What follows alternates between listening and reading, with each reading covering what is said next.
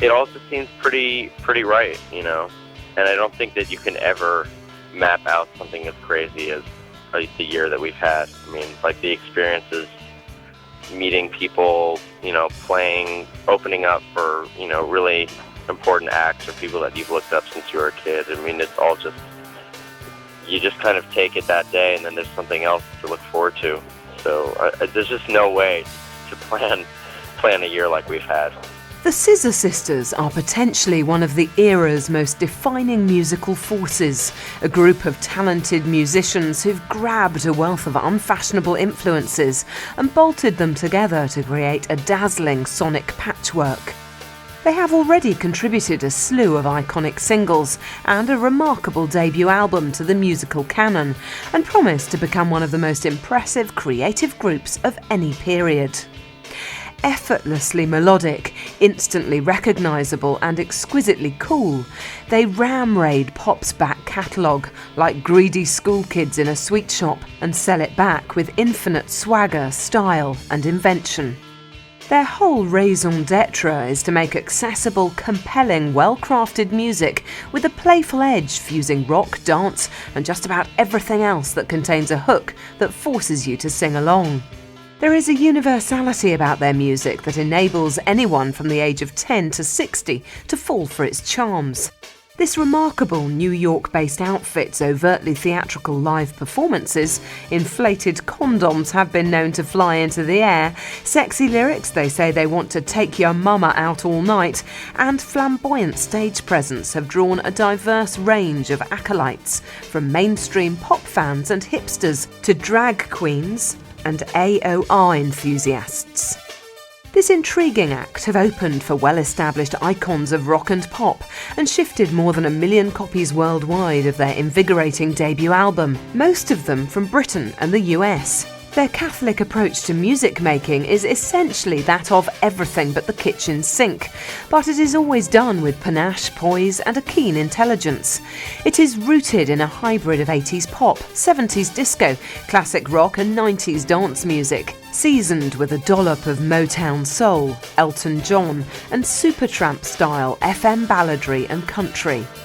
Seemingly inspired by Elton, the Bee Gees and the gay clubs of their home city, they question the received definitions of cool and inject some sex and glamour back into modern pop without ever falling into the trap of knowing kitsch or desperate attention-seeking. Seemingly without irony or contrariness, band members Jake Shears, aka Jason Sellards on vocals, drummer Paddy Boom, aka Patrick Secor, singer Anna Matronic, aka Anna Lynch, Axeman Del Marquise, aka Derek Gruen, and Protean multi-instrumentalist Baby Daddy have referenced such unfashionable artists as Billy Joel, Hall & Oates, Steely Dan and 10cc, revealed the melancholy inherent in disco and even managed to turn a dirge-like Pink Floyd song into dance floor gold. Despite a built-in silliness and a love of camp, the Scissor Sisters transcend mere novelty value. With a name derived from slang for lesbianism, they were always unlikely to be preoccupied by conformity, and so their material frequently rhapsodizes about outsiders and oddballs, people who live outside the prescribed norms of respectable society. So, Tits on the Radio examines the draconian laws targeted at New York's club scene by Rudolph Giuliani, the city's former mayor. Return to Oz bizarrely juxtaposes the impact of crystal meth on New York's gay community with the Wizard of Oz sequel, and Lovers in the Backseat deals with gay cruising. They might not be responsible for creating something devastatingly new, but they certainly make the most of their many influences. Now making commercial inroads everywhere, they have eyebrow-raising melodies and hairstyles and attitudes that make them one of the most complete self-contained art pop packages since the heyday of the Go-Go's and the B-52s. This strange fusion of dance music and novelty cabaret are hip enough to have commanded regular coverage in the NME, and yet pop enough to receive extended airtime on daytime radio. And their smash singles are some of the catchiest things you will ever hear at any time. Even if they achieve nothing else, they'll always be remembered for their genius masterstroke that is comfortably numb, substituting Roger Waters' pomposity with disco beats, falsetto heroics and hedonistic joy. It sounds like a 21st century Bee Gees jamming with Frankie Goes to Hollywood on Survivor's Eye of the Tiger. And what more can you ask for than that? It's unadulterated bliss, and yet who else would have been brave or silly enough to pull it off? Take a time machine back to late 70s or early 80s Studio 54 in New York. Stumble on 5 night birds, including one who refuses to wear a shirt but embraces leather pants 2 sizes too small, and another who insists she's a drag queen stuck in a woman's body, and listen to their tales of pill popping and cruising for cheap sex. For this is the essence of the Scissor Sisters. This is their milieu. Some po-faced critics mistrust the Scissor Sisters because of their cheeky rock and roll aliases and peacock get-ups, their tongue-in-cheek posturing, the suspicion that they could simply turn into an elaborate in-joke for bored fashionistas and hair salon receptionists. After all, they do have dual glitter balls and a mystery keyboardist who dresses like the Dalai Lama when they play live. Yet their seizure-inducing, uplifting songs raise the hairs on the back of your neck and stir the groin and the heart. There is nothing contrived about their material, and it is the material that they should be judged on. On first exposure, they can come across as typically sassy New Yorkers with inflated self-esteem and a passé, downright annoying kitsch factor. But dig a little deeper and let the music envelop you. This is beautifully crafted music, the very best pop art, the stuff of heartaches, dreams and sex. It's funky, it's soulful, it's emotional, it's a celebration of life. It's easy to slip into, but it's not facile. It's life-affirming, but not mindless and escapist. There is so much to enjoy here, it would be churlish to dismiss it as inferior to the latest navel-gazing Coldplay sound-alike. Repeatedly, they show that they can mimic their influences, but never merely imitate. Instead, they utilise their obvious reference points as panels on which they paint their own sonic sprawl, producing a striking, impeccably and tastefully arranged and layered slab of noise. Nothing is sacred, all profane. Despite the gay, glammy image, they do introspective or bittersweet with as much gusto as anyone. The line, "looking for another song on the radio," conveys the alienation of an Edward Hopper hotel room, or a Tinderstick song with a precision and lucidity that evades many indie guitar acts. The Elton John-style ballads mine a depth of feeling that easily stands comparison with Reg's twinkling early to mid-1970s peak. The Scissor Sisters are an extraordinary group, a fertile cross-fertilisation of ideas and sounds, a distinctive, singular, irrepressible force in contemporary rock and roll. They exist within their own sphere and out of the loop of painfully hip musical doctrine. They offer you a joyous, infectious, resplendent, insouciant brand of classicist dance pop, studded with off-kilter influences and inspirations, and moulded together with a loving attention to detail.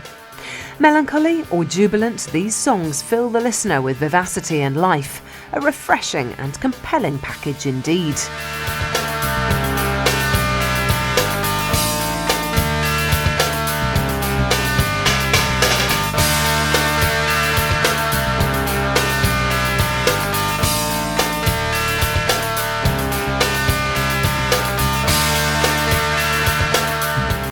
I think it's just a style of songwriting, not necessarily one artist that we're, bowing down to, but it's a tradition, it's a legacy of songwriting that hasn't really seen the light of day for a while. The young Jake Shears, aka Jason Sellards, was raised on a small island north of Seattle called Friday Harbor. Like many rock and roll success stories, this was an inauspicious start, for Friday Harbor lacked any excitement, glamour, artistic attraction or danger. The young Jake, as with so many nascent pop stars, had to leave to pursue his dreams and ambitions. The island was a wonderful, beautiful place for adults with money, a career and status, but it held no appeal for a hungry, yearning kid like Jake. There was no scene as such, and Jake would spend a lot of his free time in Seattle, which was quite a different beast. It had so much more to offer young people in search of good times, good music and good entertainment. From a very early age, Jake knew he possessed some kind of presence or charisma that would manifest itself in later life. At school, he was always involved in plays and public performances inspired by the film Snow White and the Seven Dwarfs. Around 4th grade, his performing instinct came to the boil, and he would walk around school acting like a diva and singing Snow White songs with a falsetto. Other kids thought he was a show-off, but this didn't dissuade him from giving full rein to his artistic sensibilities. His mother was a feisty, loving and supportive Southern woman who always encouraged her son with his creative side. She was very mellow and even turned a blind eye to anything disreputable or dangerous her boy might get himself into. When he was little, he hit his head on a sharp corner table and got himself a scar on his eyebrow that can still be seen today. Some kids thought he was trying to ape Vanilla Ice, but his chilled-out mother took it in her stride and knew it was a lesson for him to learn. She was very lenient and relaxed with her son throughout his formative years, allowing him to get into all sorts of scrapes. When helping Jake move into an apartment, she was caught red-handed herself, chomping on one of the hash brownies his friend had made for his birthday in his kitchen. Concerned more by what she would think of him than the fact that she was tucking into a pot brownie, Jake panicked and was fazed by it all. His mother, however, just remarked about the quality of the brownie. Jake's creative ambitions were initially fueled by his discovery of David Bowie and Stephen King. King's Pet Sematary knocked him for 6 and scared him to pieces, but it was the Tommyknockers that stole his heart and convinced him of the pleasure of imaginative writing as a creative outlet.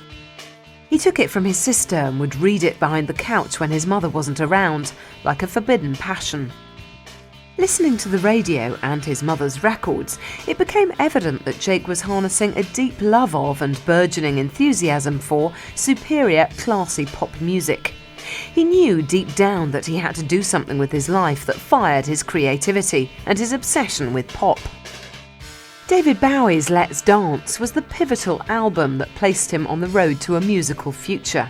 It opened his mind to the possibilities of sound and songwriting, and crucially demonstrated that something sophisticated, deep and emotional could also be accessible and popular. The track that stoned his soul was China Girl, an 80s classic that gave him the feeling of sailing off into the sunset with a loved one in tow. Bowie's commanding way with a melody, harnessed to a slick production that set the template for smooth, urbane, witty, soulful 80s white dance pop, turned Jake's head and focused his energies. Bowie became an idol, a totem, an inspiration. At high school, Jake combined writing and singing songs in a band called My Favourite Band, with his own electronic instrumental music using cheap equipment. In college, Jake majored in fiction writing and also harboured dreams of making it as a singer, a songwriter or performer.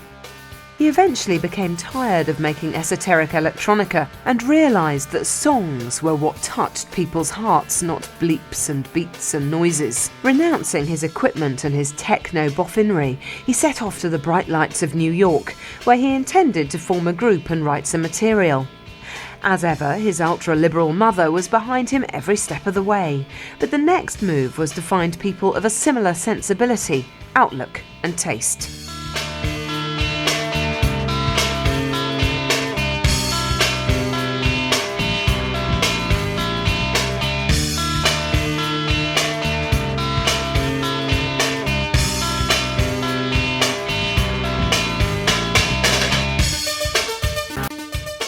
And Elton John's a really easy one, I think, and so is the Bee Gees. I mean, it's just like, Bee Gees never really had a patent on the falsetto, and, Comfortably Numb, it's falsetto, yeah.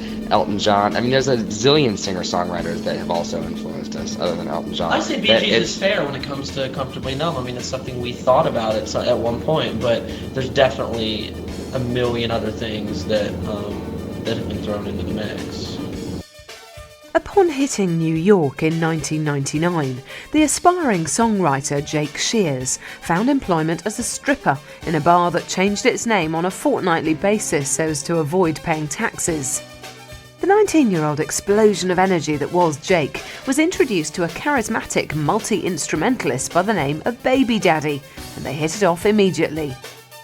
Baby Daddy was hungry for success, and even hungrier to hook up with someone he could regard as a creative foil. The two of them ignited artistic sparks in each other and discovered they were operating on a similar wavelength. Both bored by the formulaic monotony of dance music and searching for something different but decadent, they got together to jam and try and write some songs. Both fired up by a passion for solid songwriting and oddball humour, they joined forces in their adopted city and discussed building upon the achievements of heroes like Elton, Roxy Music, Bowie and Giorgio Moroder. The songs they were writing together had echoes of all these, but in the stick-thin Jake they had a singer whose glass-shattering falsetto would prove to be the key ingredient. The eye-catching duo planned to call themselves Dead Lesbian and the Fibrillating Scissor Sisters, a moniker that betrayed their background in New York's shock tactic performance art scene. However, they decided it was too much of a mouthful and so shortened it to a snappier Scissor Sisters, itself a homage to a lesbian sex act. Their name would cause much confusion and provoke many blushes in turn. The two guys began working on tracks with Damien Lazarus's dance music label City Rockers, but their catalyst arrived in the form of the third full-time Scissor sister, performance artist Anna Matronic. Anna was a Bay Area native, former Tranny Shack regular and hostess of a decadent cabaret show in the Lower East Side of New York, who'd learned her trade on the San Francisco gay scene. The sole straight and female member of the band, she met Jake and Baby Daddy at a Halloween party in 1999, where she'd come dressed as a reject from Andy Warhol's factory scene. Jake caught her eye that night because he was in the guise of Jason the Amazing back alley late-term abortion. They both took one look at each other and thought, hey, you're cool. An indelible bond was established and she was recruited to the group. They made their live debut as a trio at Anna's Cabaret just 10 days after the momentous events of September the 11th, singing a song entitled Bicycle of the Devil. They probably shouldn't have progressed beyond Manhattan Cable, but their confidence grew as they improved their live show and kept knocking out new material. As the quality of the songs kept improving, so the controversy of the live show grew and grew, with Jake appearing in low-slung leather pants and a teensy vest that barely covered his chiseled chest, being mock dry-humped from behind by Anna on stage. Well before releasing a single piece of music, the Scissor Sisters were whipping up a storm with their shows. In fact, in Barcelona, one impressed spectator was moved to describe the set as a life-changing experience. Joined by equally flamboyant friends Del Marquis on guitar and Patrick Secor on drums for live shows, the group were acclaimed by the Village Voice as a rock unit who aren't afraid to play disco. Their mission was to inject fun and sexuality back into pop culture, display their private fantasies on the outside, and break out of the everyday.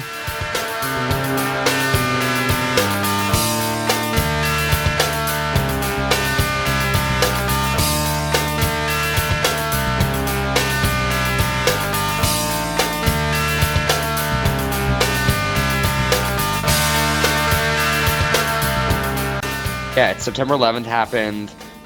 New York was having a serious crisis. Baby Daddy and I were like, what the hell, let's go sing a song. Now a fully fledged 5-piece group, the Scissor Sisters signed to Polydor Records when City Rockers imploded and hit the studio to commit their dazzling dance pop to tape. Within New York circles, they were being talked up as the band of the moment. Seeming to have risen fully formed from a heap of glitter, leather, disco vinyl and tight vests, the ebullient New Yorkers were adamant about getting their rocks off as hard and fast as possible.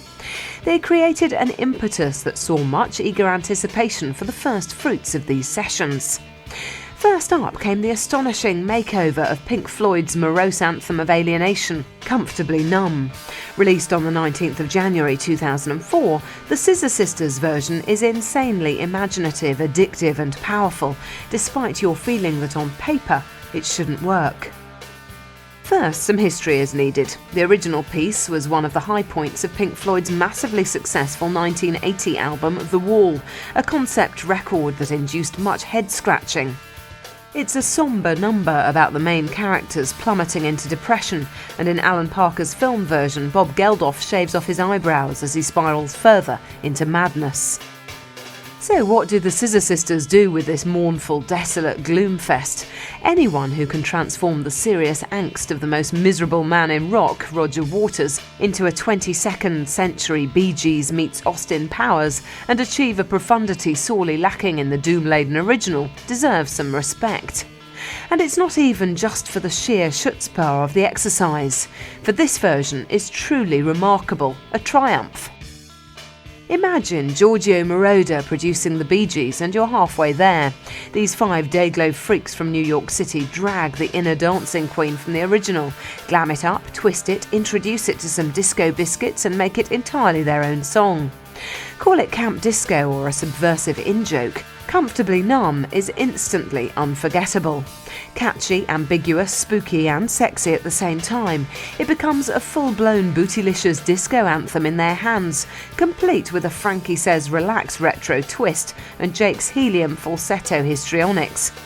Perhaps this hitherto unimaginable fusion shouldn't work, yet they achieve sonic nirvana with substantial flair and no little cheek. In a piece of effective music satire, they simultaneously reject the rock star solipsism of Floyd's ponderous version and remodel it as a hymn to hedonism, unearthing the melodic pop quality in it and revealing the melancholy and introspection in Thump Thump Disco. Ingeniously, it incorporates themes from other songs to really send the pastiche into orbit. Opening like Stevie Nicks' Edge of 17 before melting into a bouncy club beat with a throbbing bass, it directly references Frankie's Relax, and the verse is laced with more Bee Gee-esque falsetto sighs, including an ah ah ah pulled from Staying Alive. The great British public certainly loved it and rushed out to buy it in its droves. The single hit the top spot and made overnight stars of the band. It sold out across Europe and alerted the music industry to an important new voice in pop. This was followed in March 2004 by the release of the spectacular Take Your Mama Out, which, if anything, surpassed the glory of Comfortably Numb. Opening with some acoustic strumming that evokes George Michael's Faith, this irrepressibly catchy number settles into a vintage 70s Elton John style sway that could easily sit on the Goodbye Yellow Brick Road album. Inspired by Jake's mother, who attends his concerts and encourages her son's passion for big city nightlife, Take Your Mama Out suggests the listener should entertain Yo Mama by getting her drunk in order to prove his worth as a good boy and full-grown man. As the song says, we'll get her jacked up on some cheap champagne, we'll let the good times all roll out. This impeccable single not only captures the classic breezy 70s ballad sound of Elton, but also appropriates his distinctive vocal style. Jake's take on Reg's honky-tonk drawl is spookily spot on, so much so that even seasoned fans wouldn't be able to spot the join. Another top 10 smash, this stunning single inspired British fans to throw Take Your Mama Out parties, where the only rule is no mama, no entry. Despite the obvious pastiche, its beautiful melody and palpable sincerity make the listener feel churlish for even remarking upon the nod to Elton. As is typical with Jake's songwriting, here he takes a traditional love song and adds a gentle twist. It's difficult to imagine another male artist who suggests turning to your mother for solace after having your heart broken, not to mention taking her out clubbing and getting her drunk on cheap champagne.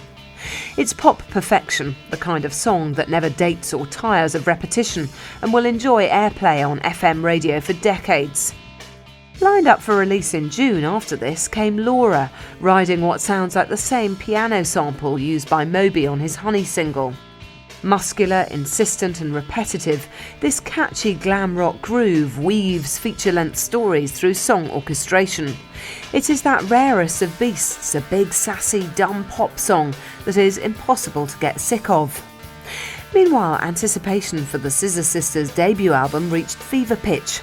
The hottest new band of 2004 had captured the imagination of millions with their sparkling, glammed-up take on classic pop and dance.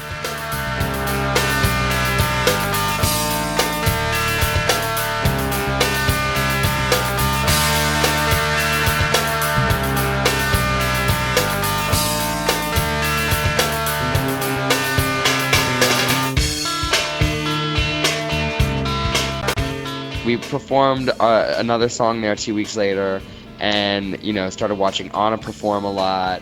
We're really impressed with her, and we were just really big fans of what we saw her doing, and so we asked her to join us, and the three of us started performing together. The Scissor Sisters unleashed their eponymous debut album in May 2004, and it smashed into the top 10 albums chart. Upon release, the music press were quick to praise its delicious mastery of a range of vintage styles and artists. Packed with catchy, memorable, hook-laden songs that sound like instant classics, it gleefully pilfers from the back pages of pop history, incorporating everything from Michael Jackson's vocal vamping to the stylings of Elton John, the 70s rock of Roxy Music, Bowie and Supertramp, and more contemporary dance reference points. This album displays a wide range of influence and an attention to detail that is impressive in a debut disc.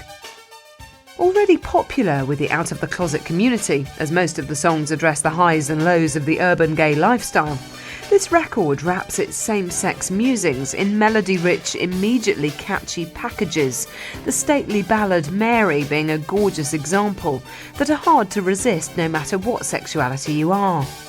Many of the tunes here would fit in just fine on any of Elton's early to mid-70s masterworks, from Madman Across the Water to Honky Chateau and Goodbye Yellow Brick Road, stuffed as they are with elegiac, wistful beauties that happen to tackle gay themes.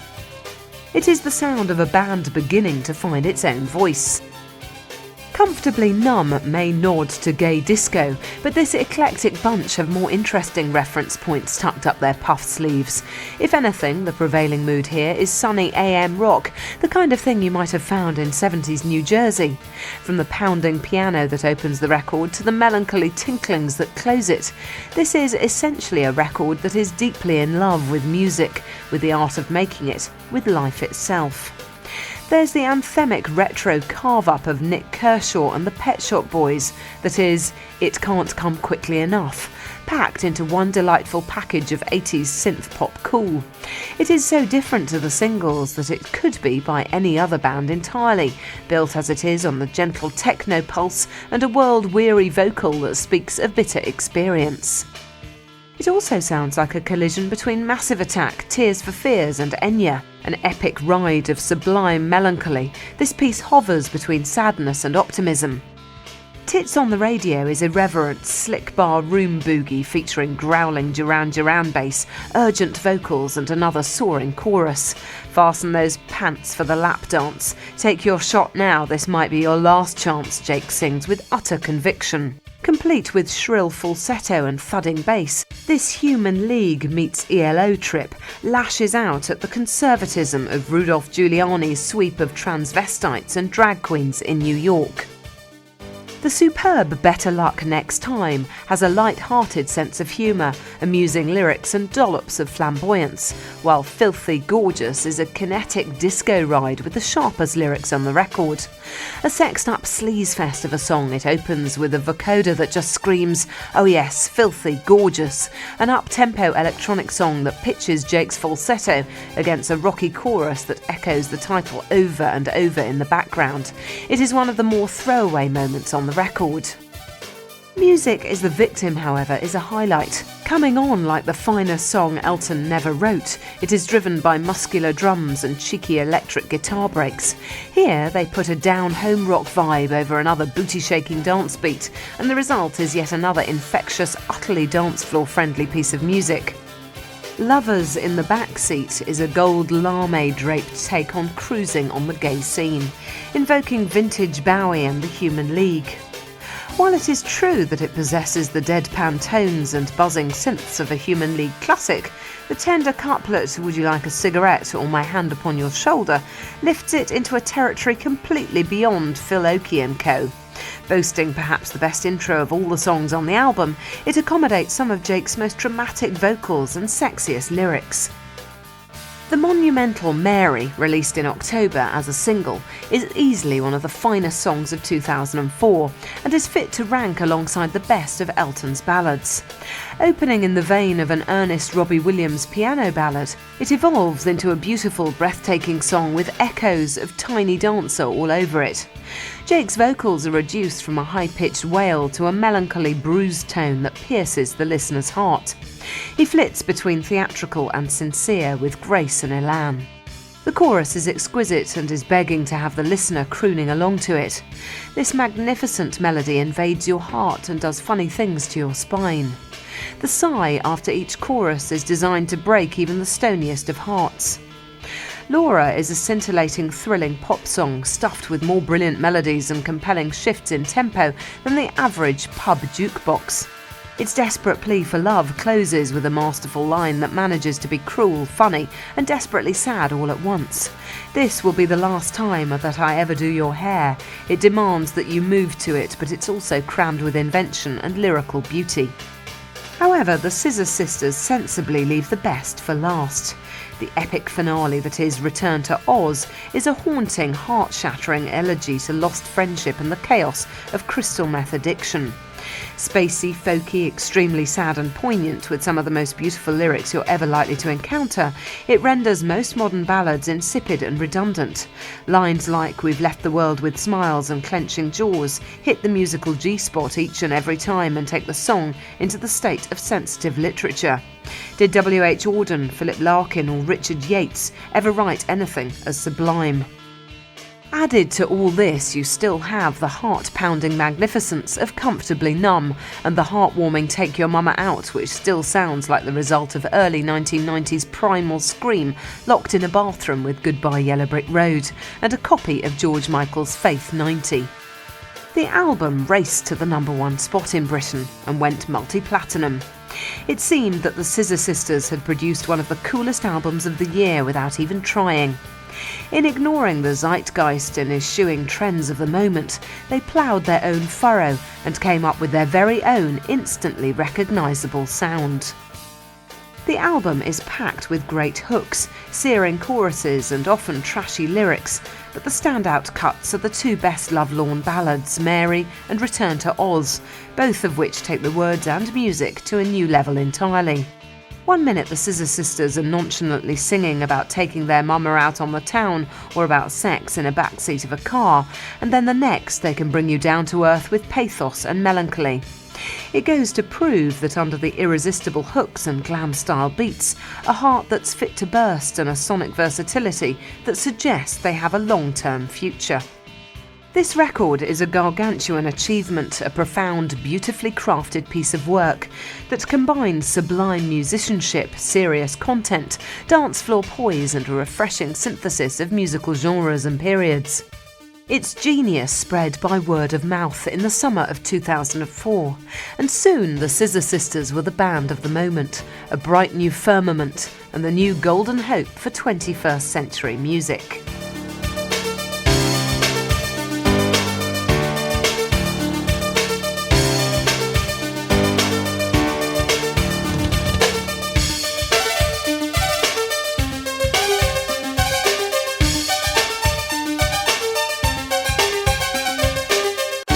We were a total virgin band, you know. I mean, we really even hadn't played in really rock venues that much. I mean, we were kind of always, you know, booked to play in clubs and just kind of started finding our feet in rock venues. And then the summer came around, and all of a sudden we were thrown in with all these other bands that have been doing it for years, and you know, people that have been doing it for decades. And it was a real learning lesson, and I think it really gave us a chance to kind of prove that we were a real band, and but at a cost, which was total exhaustion. The Scissor Sisters were constantly name-checked as the biggest new cult in pop and became the darlings of the music and style press. Although the group claimed not to be fashionistas, designers like Balenciaga and Vivienne Westwood in Milan and New York respectively nevertheless latched onto their music and used their album for their fashion shows. Meanwhile, the band were attracting a whole host of celebrity admirers. Elton John expressed his love of the album in the press and contacted them to support him on tour in the summer of 2004. They opened for him at a couple of shows, which was surreal, scary and ecstatic all at the same time. Bono of U2 also turned up at one of their gigs in Long Island and was very complimentary about their music, telling them how nice it was to see real performers as opposed to peddlers of pop-by-numbers. Anna Matronic described the whole experience of meeting him as incredibly surreal, comparing him to the Pope. Meanwhile, Kylie Minogue spoke of her admiration for the group and their album, and a mutual appreciation society was established. The all-conquering Scissors spread their gospel to the festival circuit in Britain in the summer, performing 2 sets on the Pyramid stage and in the dance tent at Glastonbury in June, as well as playing at Homelands in May and Reading and Leeds in August. Their dirty, sexy live show proved a massive hit with the festival masses. They embarked upon a major tour of the US throughout September, taking in Philadelphia, Boston, Chicago, Detroit and San Francisco. They wrapped it up on September the 29th in Los Angeles at the Avalon venue, watched by some 1,500 patrons, including Mark Owen of Take That fame. The band's popularity in their native land was increasing, but surprisingly, many American fans harboured incorrect preconceptions about the group, namely that they were in fact a British band. In October, the group issued Mary as a single, which soon courted massive radio and MTV airplay. It came backed by a strangely effective lounge version of Franz Ferdinand's Take Me Out, which would run Comfortably Numb close as a contender for Best Cover of 2004. As if a well-earned rest wasn't an option, the Scissor Sisters hooked up with Kylie and recorded some material in the studio. Jake told reporters that they cut some excellent songs and that both parties really enjoyed the process. They saw eye to eye and had lots of fun. However, Kylie, who had previously collaborated with Nick Cave, Robbie Williams, Jason Donovan and Keith Washington, was reported to have abandoned releasing any of the material. The Ireland Online website claimed that she wouldn't be including any of the songs on her forthcoming Best Of collection because she wasn't wild about any of them and was concerned about the lyrical content. She felt the lyrics could be wrongly attributed to her real private life and her relationship with boyfriend Oliver Martinez. In October, they completed their biggest UK tour to date, taking in the Royal Albert Hall, Manchester Apollo, Glasgow Barrowlands and a Halloween special at Brixton Academy on the 31st. The triumphant Halloween special included a spoof horror film, full Rocky Horror regalia and hand-drawing posters for charity, as well as an airing of curiosities like Bicycling the Devil and a new song marked for the next release, Forever Right Now. The Scissor Sisters opened for the B-52s and announced details of a major US tour starting in November.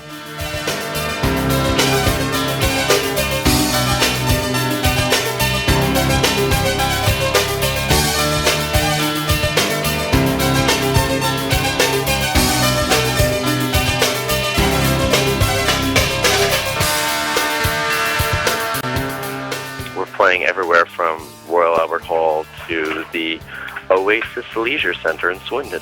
I think we all had to kind of give up our life in the very beginning of touring, in a way that your life becomes living on a bus.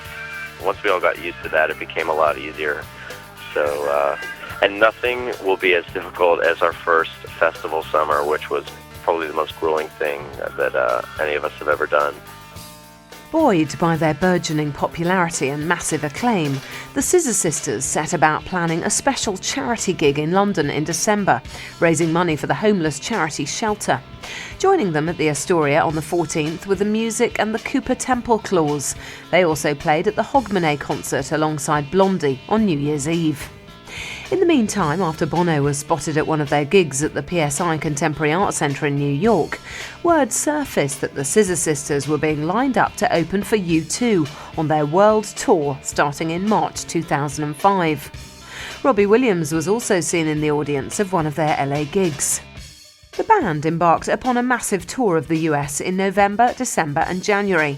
They kicked off in Atlanta, taking in Houston, Chicago, New Orleans, Minneapolis and New York's Hammersmith Ballroom, and winding down in Lawrence. Legions of adoring fans swarmed to these gigs, and the homecoming gig in New York proved the hottest ticket of all.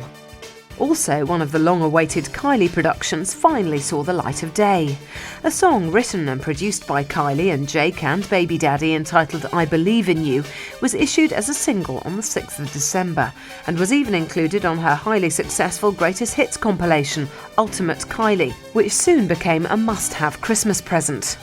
Accompanied by a video directed by John Cameron Mitchell in which Kylie is trapped in a giant neon jellyfish, this down-tempo dance pop tune lacks the invention and colour of Scissor Sisters' own productions, but still contains killer lines like "The Joker's always smiling in every hand that's dealt. I don't believe that when you die your presence isn't felt." On November the 29th, the group released their first DVD, which included film of their gig at the Brighton Dome in August 2004, alongside previously unseen early footage of them performing at a club in their native New York, with backstage footage, all their promo videos and a half-an-hour documentary, directed by Julian Temple. Inspired by their work with Kylie, the Scissor Sisters revealed that they had come out with a slew of new songs and would be releasing their follow-up to their self-titled debut album in 2005. The Kylie sessions helped generate material for the new disc, resulting in great ideas and some cracking choruses that would need some polishing. The new songs weren't quite well rehearsed enough to start playing live, with the exception of the reggae-flavoured Forever Right Now. The group hoped to have the new album, rumoured to be similar to the debut but a little more styled, ready for the winter of 2005. Having cut most of the first album in Baby Daddy's apartment, they were looking forward to working in a more luxurious environment, with the possibility of an outside producer being summoned in.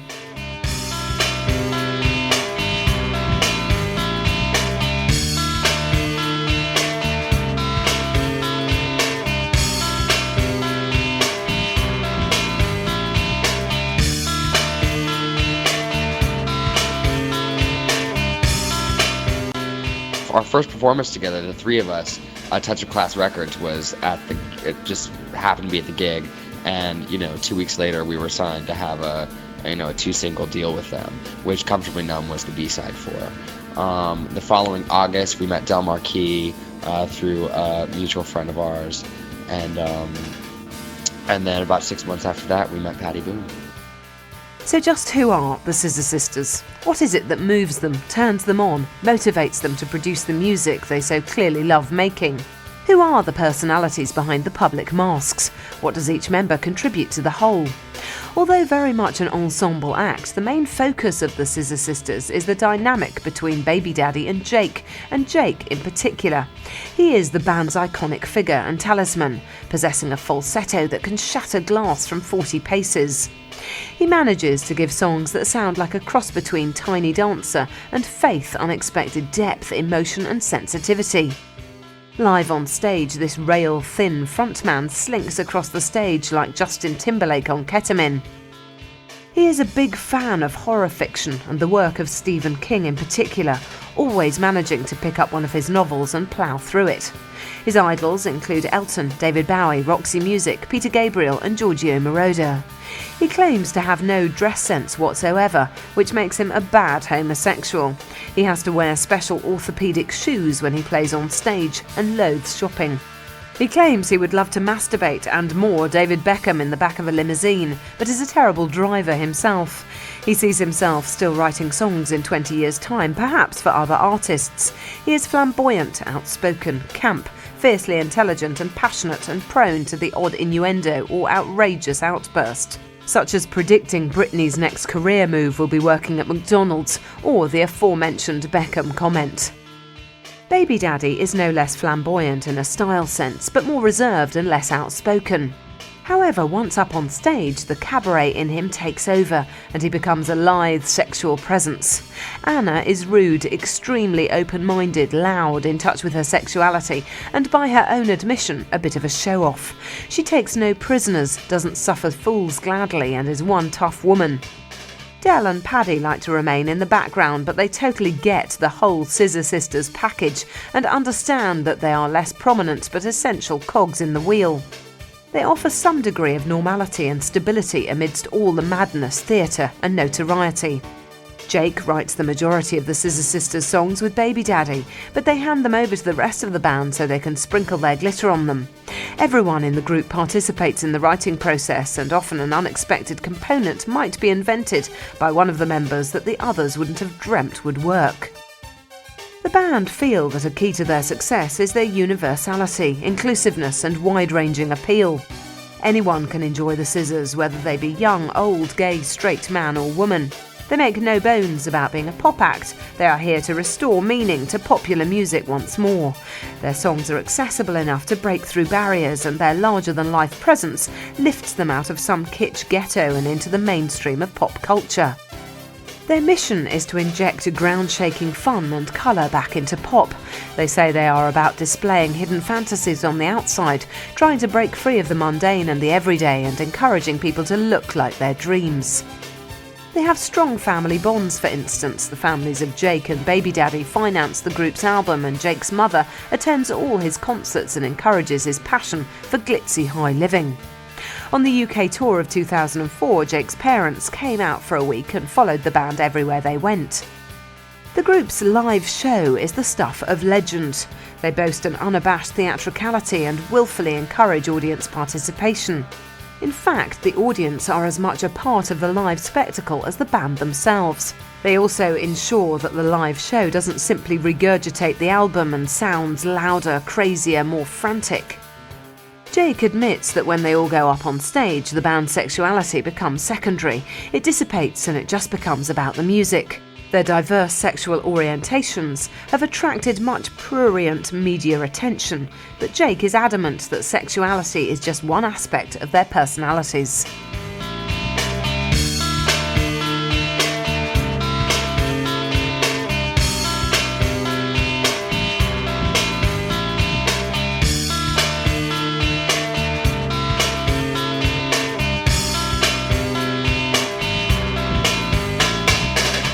There's a lot of 90s especially in the production. I mean, there's a lot of modern production, especially production that never could have happened, especially in our bedroom, until the past few years.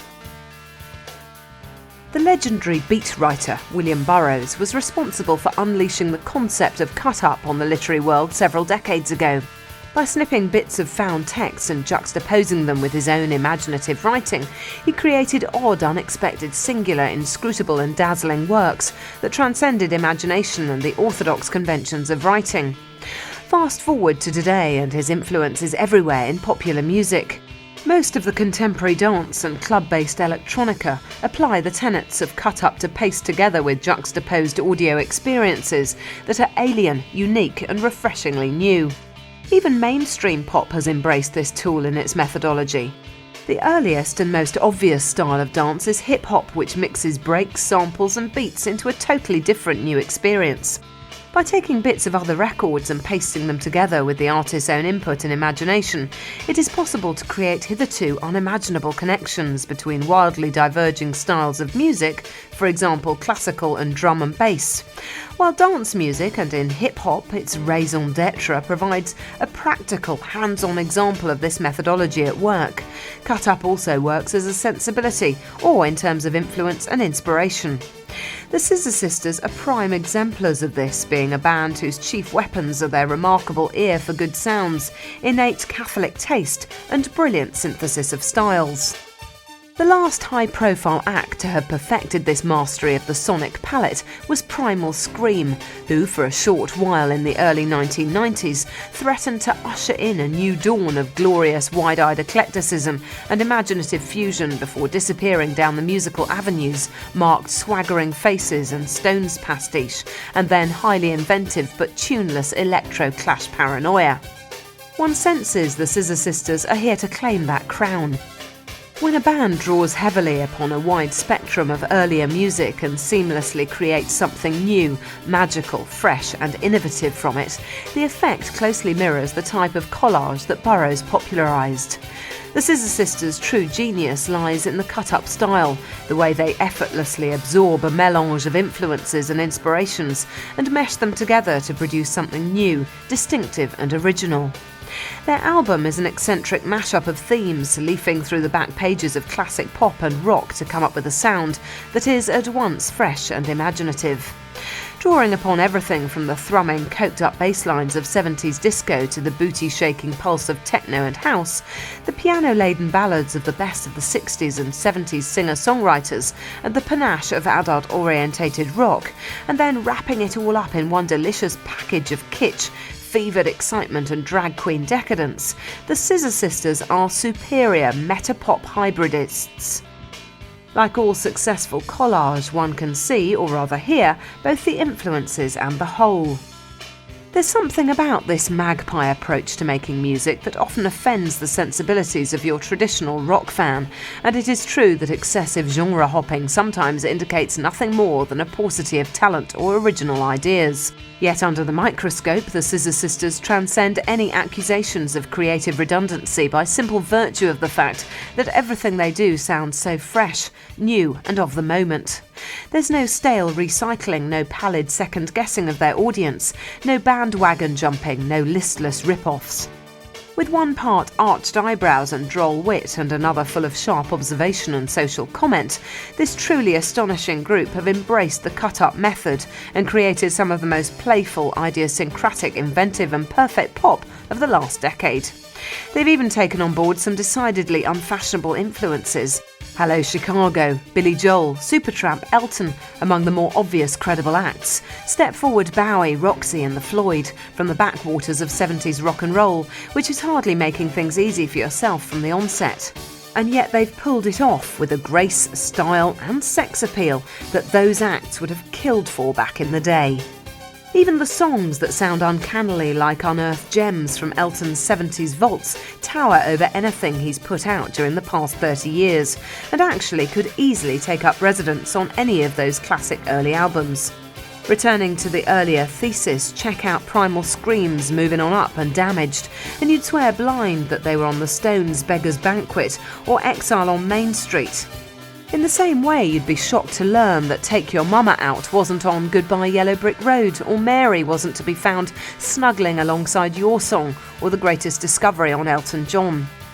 Far from being an industry in-joke or a facile cabaret act, the Scissor Sisters are a masterstroke of technical aptitude, vision, diverse taste, imagination, soul and subversive excellence. They easily transcend their influences and ultimately create sounds that could only be described as Scissor Sister-esque.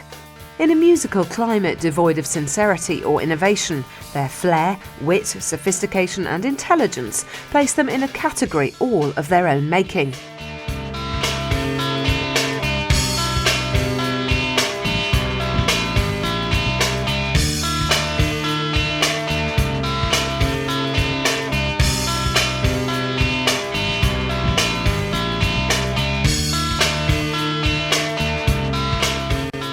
I don't think we had any idea for the first album, so, I mean, there's never really a precious idea or a precious viewpoint as far as music is concerned in this band.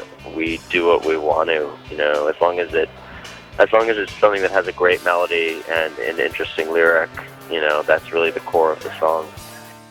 The Scissor Sisters have exploded onto the scene with a masterful debut album that is richly packed with energy, lyrical dexterity, musical invention, decadence and an intelligent grasp of style and pop tradition.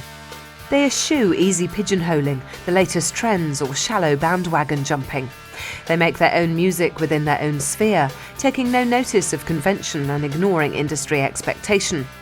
They are responsible for some of the most life-affirming pop tunes in the last 10 years, boasting an enviable track record of scintillating singles. Comfortably Numb, Laura, Mary and Take Your Mama Out are self-contained nuggets of brilliance, each one totally different, but all burning with the vitality, poetry and intensity of the finest music. There is so much to enjoy: bursts of sublime melody, frenetic high NRG dance, lachrymose balladry, sweeping soul, a touch of country, a fleck of new romantic tech pop, up-to-the-minute dance floor swagger, heart-tugging AOR and the finest Bee Gees falsetto since John Bobbitt's wife got into a rage. Jeepers, they even managed to copy Wacko Jacko's favourite nonsense word, chamon, splash it all over one of their big singles and come up smelling of roses. It seems they can do nothing wrong, even to the extent where most people now instinctively think of camp disco and hedonism, and not desolate rock star mumblings when Comfortably Numb crops up in conversation. What then is in store for these titans of cool? Well, it is conceivable that they could either go supernova or implode in a mess of camp self-parody. They might go on to become one of the most important acts in the world, or they might fall into the trap of believing their own hype and end up dishing out the same album over and over again. Let's hope they don't fall into that trap. Let's hope they can become mainstays of the charts, the glossies and the broadsheets for a long time yet. There is an inbuilt classicism about the Scissor Sisters that is encouraging. Their affection for certain specific periods of pop history and overlooked artists who don't fit into the rock scholar pantheon of cool indicates a dogged belief in their own taste, direction and abilities, which augurs well for future endeavours. They are brash, flamboyant, eccentric, sexy, glamorous, humorous, compelling, fascinating, restlessly creative and acutely clever. There is a feeling that there are no boundaries within their music and that they could take it in any direction. This alone makes them worth following for at least the next few years. While it is too early to predict true greatness or longevity on the strength of just one admittedly marvellous album to date, the Scissor Sisters have it in them to carve out a career as prime exponents of a form of cut-and-paste, hybrid pop that takes its pick of a wealth of sources and keeps reinventing itself. There is the worry that they might descend into spot-the-sample silliness, but the innate fine taste and expert musicianship of the group should eradicate any slacking on the quality control front. They may be disgustingly fashionable and ridiculously fated at the moment, but sometimes an act comes along and makes the moment their own. The Scissor Sisters have marked out this time as their era, their territory, and have whipped the media into a froth befitting only the most seminal of pop groups. Their detractors only see their many influences and don't see much else. While it is inarguable that they've drawn their inspiration from Elton John and musical genres not very popular in the US, art rock, glam rock, 70s disco, new romantic, synth pop, even show tunes, the snipers seem to forget not only that all acts are informed and influenced by their predecessors, but that the Scissor Sisters have managed to incorporate the aforementioned genres into something that is entirely accessible, lushly produced and beautifully arranged, with strong lyrics, superb tunes and an emotional resonance that tramples all over the hordes of fifth-generation Stooges copyists clogging up columns and charts in Europe. We should salute the Scissor Sisters for restoring beauty, posturing, glamour, melodic songcraft and succinct essays on decadence and cheap thrills to the pop arena. They are poised for greatness on a major orbit-shaking scale.